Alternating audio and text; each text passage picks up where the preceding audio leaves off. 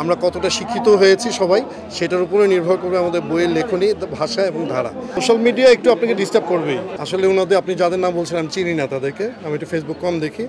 সার্বিক পরিস্থিতি তো ভালোই দেখছি, খুবই আনন্দের, এবং নতুন নতুন প্রচুর বই বের হয়েছে, প্রচুর লেখক আসছেন, আর মানুষের তো প্রচুর একটা ঢল আছে। আর কোনো উদ্দেশ্য মানুষ যেহেতু বাড়ছে, আমাদের পাঠকও বাড়ছে, লেখকও বাড়ছে। আসলে সোশ্যাল মিডিয়া একটু আপনাকে ডিস্টার্ব করবেই। হ্যাঁ, আগে যেমন সোশ্যাল মিডিয়া ছিল না, মানুষ বইকে বেশি গ্রহণ করতো, তো এখন সোশ্যাল মিডিয়া কিছু সময় কেটে নেয়, সবারই তো 24 ঘন্টায় দিন। এখন কে কোনটার মধ্যে বুধ হয়ে আছে বা কোনটাকে বেশি ব্যবহার করছে সেটার উপরে, তো সেখান থেকে হয়তো বইয়ের কিছু পাঠক কমছে, বা আবার অন্য দিক থেকে আবার যেসব পরিবার থেকে সেই চর্চাটা আছে সন্তানদের প্রতি, তাদের পড়াশোনার বা বই পড়ার আগ্রহটা বেশি আসছে।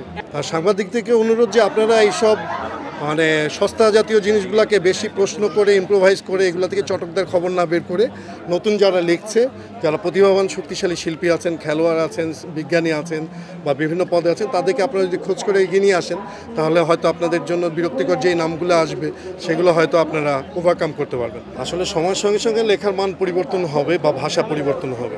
হ্যাঁ, এটা যেমন আপনার ওই রবীন্দ্রনাথ ঠাকুর, নজরুলের সময় এক রকমের ভাষা ছিল, তারপরে বঙ্কিমচন্দ্রের সময় এক সময় ভাষা ছিল, হুমায়ুন আহমেদ স্যারের সময় ভাষার এক সময় আসছে, আবার এখনকার ভাষার ল্যাঙ্গুয়েজ। আসলে জেনারেশনের উপরে জিনিসটা নির্ভর করবে, আর আমরা দেশটাকে কিভাবে রেখেছি, কিভাবে চাচ্ছি। আর একটা হচ্ছে সামগ্রিক শিক্ষা ব্যবস্থার উপর নির্ভর করবে, আমরা কতটা শিক্ষিত হয়েছি সবাই সেটার উপরে নির্ভর করবে আমাদের বইয়ের লেখনী, ভাষা এবং ধারা। তা আমরা যত সস্তার দিকে যাব, সবাই মিলে যদি সাংবাদিক সবাই মিলে আমরা যদি সস্তার দিকে ধাই, আমাদের সব কিছু সস্তা হয়ে যাবে, খেলো হয়ে যাবে। আর আমরা সবাই যদি রুচি অভিরুচির জায়গায়, সাংবাদিক, পাঠক সবাই যদি স্ট্রং জায়গায় থাকি, আমরা স্ট্রং জায়গায় থাকবো, এটা সহজ একটা অঙ্ক। স্টেজ থেকে স্টলে দুটাকে স্টেজের মতোই লাগে, পারফরমেন্সের একটা জায়গা আমাদের। তা সেখান থেকে ভালো লাগছে যে মানুষজনের সঙ্গে পরিচয় হচ্ছে, নতুন মানুষ, এবং তাদের মধ্যে একটা ভ্রাতৃত্ব বা সহানুভূতির আগ্রহ আছে সেটা। আর নতুনদের প্রতি হচ্ছে কি পড়াশোনাটা একটু ভালো রাখতে হবে, ঠিক করতে হবে, উপায় নেই, পড়াশোনা ছাড়া আমাদের কোনো সাবস্টিটিউট নেই, এবং সহজে পাশ করে এসেও আমাদের কোনো লাভ হবে না। আমাদের আসলে জ্ঞানের গভীরে সবাইকে যেতে হবে, সেই সঙ্গে প্রতিটা পরিবার থেকে যেন সন্তানদের রুচি অভিরুচিটা তৈরি হয় সেটা তৈরি করতে হবে। বর্তমান কাজে ব্যস্ততা ওই ব্যান্ড নিয়েই বেসিক্যালি আমি গানের মানুষ, আসলে প্রথম লেখা হয়তো পাঠকদের হয়তো সাহস পেলে হয়তো আরও চেষ্টা করবো, কিন্তু বেসিক্যালি আমরা ব্যান্ড জগতের মানুষ, গান বানানো আমাদের কাজ, কনসার্ট করা কাজ, আমরা এটার মধ্যেই আছি। আমার বইটার মধ্যে জটিল কিছু নেই আর কি, ভারী কিছু নেই, খুব ইজি বই। হ্যাঁ, কিছু সত্য মিথ্যা মিলে কিছু গল্প আছে, আর কিছু ফ্রিকশন আছে, আছে, আর ভালোবাসাটা একটু কম আছে এখানে বইয়ের মধ্যে, কেন অনেক প্রচুর ভালোবাসার লেখক আছেন। তা আমরা যারা আছি অন্যরা, তার চেষ্টা করছি অন্য অঙ্গিক থেকে মানুষের জীবন নিয়ে লেখার কারণে একটা হচ্ছে প্রকাশক বেশি চাপাচাপি করেছে, এটাও একটা।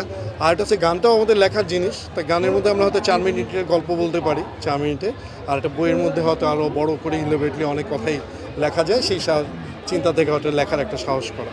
সামনে ইচ্ছা আছে লেখার, কারণ লেখার জগৎটা একটা অদ্ভুত মজার জগৎ, আর আমাদের সবাই মিলে যদি একটু চেষ্টা করি আমরা বাংলা ভাষাকে সুন্দর করে ফেলতে পারবো।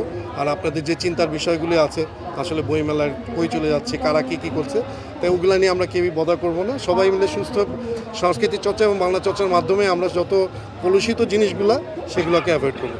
আর সাংবাদিকদেরকে একটু অনুরোধ, আপনারাও একটু বেছে যে মানুষগুলো প্রতিভাবান, যারা আসলে খবরের যোগ্য, সেই মানুষগুলোকে একটু খবর দিবেন।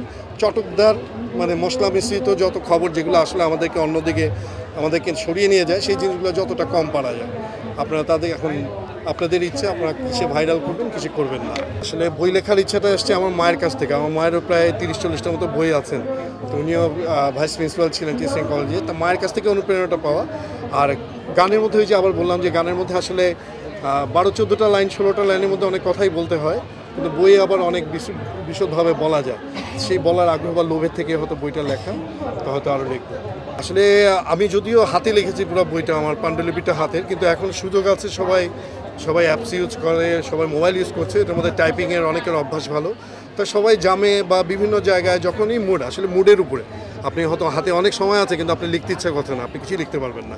আবার অনেক সময় আছে যে আপনি হয়তো হাতে সময় খুবই কম, কিন্তু একটা চিত্রপট চলে আসছে, যে করে হোক ওটাকে ডকুমেন্টেশন করে রেখে আস্তে আস্তে সবাই ওটাকে পরবর্তীতে প্রকাশকের হাতে তুলে দিতে পারে। সংবাদ, ফিচার ও অনুষ্ঠানের জন্য ভিজিট করুন সংবাদ প্রকাশের ওয়েবসাইট এবং যুক্ত থাকুন ফেসবুক পেজ ও ইউটিউব চ্যানেলের সঙ্গে।